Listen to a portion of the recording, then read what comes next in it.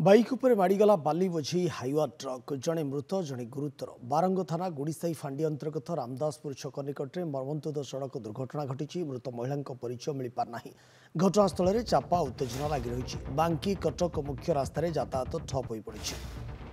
पुणी थे कही रखुचु जहाँ दुखद खबर पहुंचुची बाइक उपर माड़गला बाली बोझे हाइवा ट्रक जड़े मृत जड़े गुरुतर बारंग थाना गुड़ीसाई फांडी अंतर्गत रामदासपुर छक निकट में मर्मन्तुद सड़क दुर्घटना घटी मृत महिला परिचय मिल पारना घटनास्थल में चापा उत्तेजना लग रही बांकी कटक मुख्य रास्त यातायात एक प्रकार ठप हो पड़ी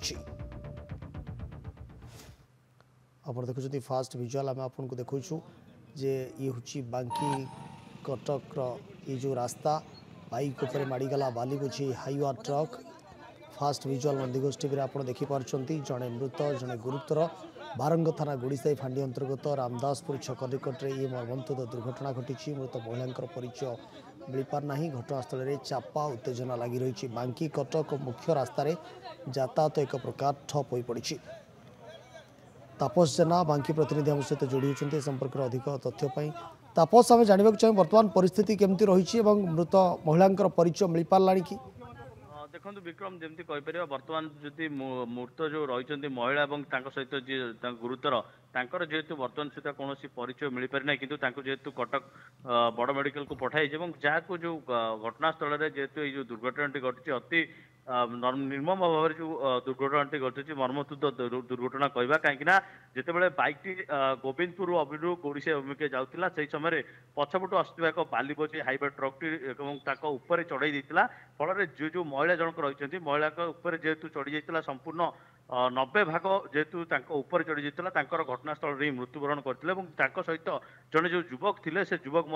अवस्था संकटापन्न हो जाए फल उभय को जेहेतु कटक एससीबी मेडिकल बर्तमान सुधा भर्ती कराई जो दुर्घटना को लेकिन स्थानीय लोक मैंने रास्ता रोक कर बांकी कटक मुख्य रास्ता बर्तमान सुधा यातायात संपूर्ण भाव ठप रही जो हाइवा ट्रक टी धक्का देती अटक रखाई जेहेतु घटनास्थल में पुलिस पहुंची बुझासुझा कर बर्तमान सुधा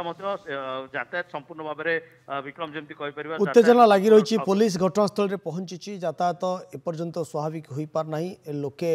उत्त्यक्त अवस्था रही पुलिस बुझासुझा करने चेष्टा करुच्ची कारण महिला मृत्यु होता बेले जी आउ जन पुरुष थे गुरुतर अवस्था एससीबी भर्ती करा ये जो अघटन घटीगला जो भाव में दुखद खबर बर्तमान सामना को आसी आगामी दिन में केमती आउ एभली अघटन न घटव एने कौन योजना करा एने कौन चिंता कर आवश्यकता रही समस्त नजर रही बहुत बहुत धन्यवाद आपणकर तमाम सूचना तापस।